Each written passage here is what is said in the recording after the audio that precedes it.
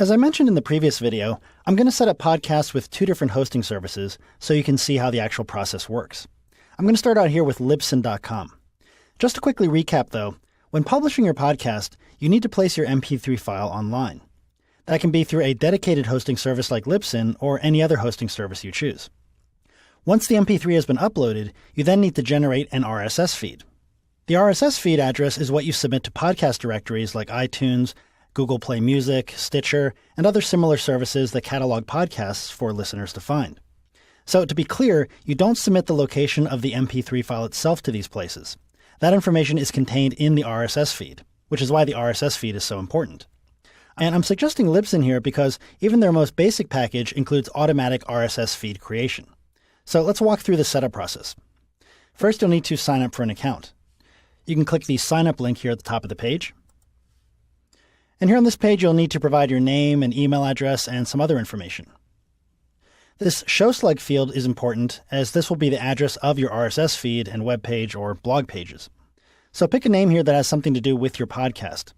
If someone else already has that name in use, you'll have to come up with another one. And you'll need to enter your credit card or payment information over here as well. Down below is where you'll find the subscription options. You can click the Compare Plans button here to see details for their individual plans. Now, if you're just starting out, you might want to start with the most basic plan, which currently provides 50 megabytes of storage. If you end up needing more, you can always upgrade your plan to the next level. You'll then need to agree to the terms of service and then click Sign Up. Now, I've already signed up for an account, so I'm going to scroll back up to the top and click on the logo here, and I'm going to log in. And that takes me to the dashboard. This is where we can see quick information about the account, including stats that tell you the number of downloads your individual shows have been getting and so on. But I don't really have any content uploaded at the moment, so I want to upload my podcast now. To do so, I'm going to come up to Content and click Add New Episode.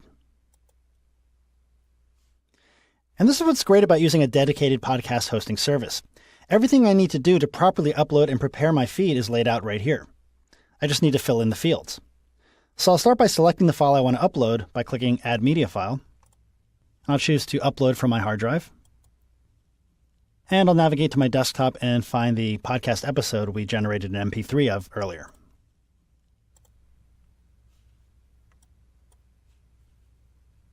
And you can see it's now uploading. That was fast.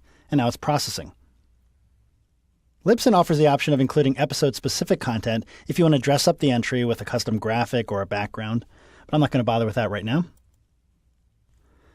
Below that, you have to enter the title of the episode. Now, your listeners are going to see this title, and in some podcasting apps, it might be the most prominent bit of text. So make sure to use a title that gives the listener useful information about the episode, which might make them more inclined to download it.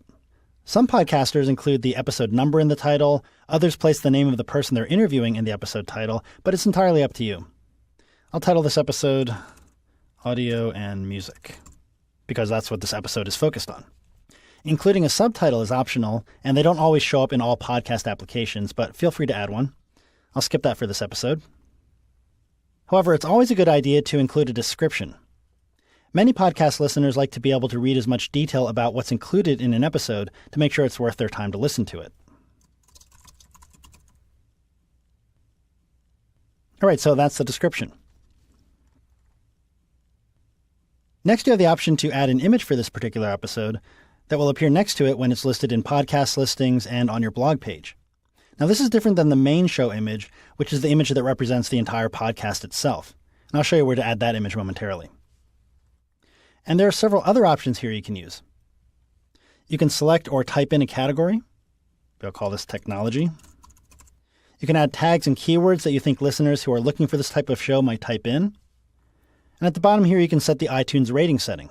iTunes in particular is stringent in making sure explicit content is properly labeled. So if you're using adult language or content, make sure to choose explicit. Libsyn also gives you the option to pre-schedule the publication of your podcast, which is nice if you want to have everything ready to go, but you aren't quite ready to release it to the public yet. Now, this has been a pretty quick rundown of the options for publishing a podcast episode, but that's pretty much the gist of it. Now, you can click these question marks around the various options to learn more about what they're for.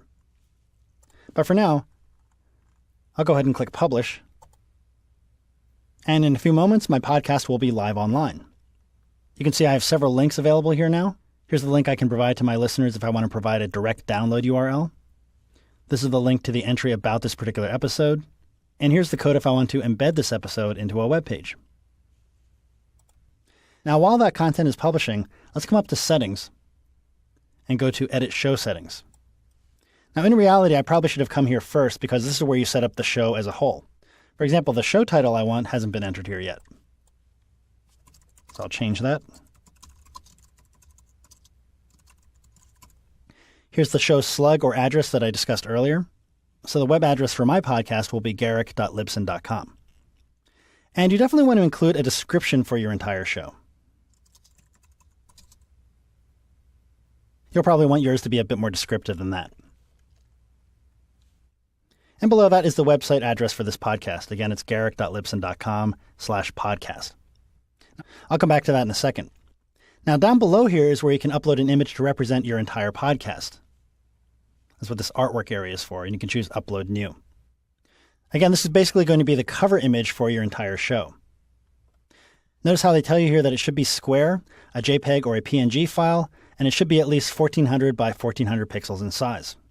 And there's also a link here to a tutorial you can follow to meet the proper image requirements.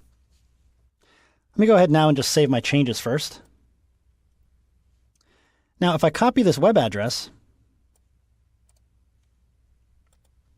and paste it in the address bar, I can see what my website currently looks like.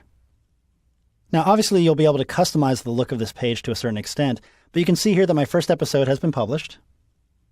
Because I didn't upload my own image, it has the generic libsyn image here.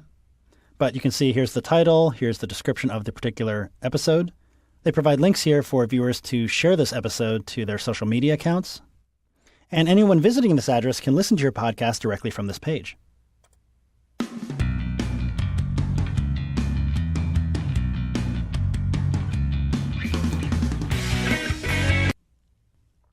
But again, the idea behind a podcast is that people can subscribe to it, and that requires the RSS feed. And we can see our RSS feed by clicking this feed button right up here. So this is what an RSS feed looks like in XML code. Aren't you glad you didn't have to generate or update this yourself?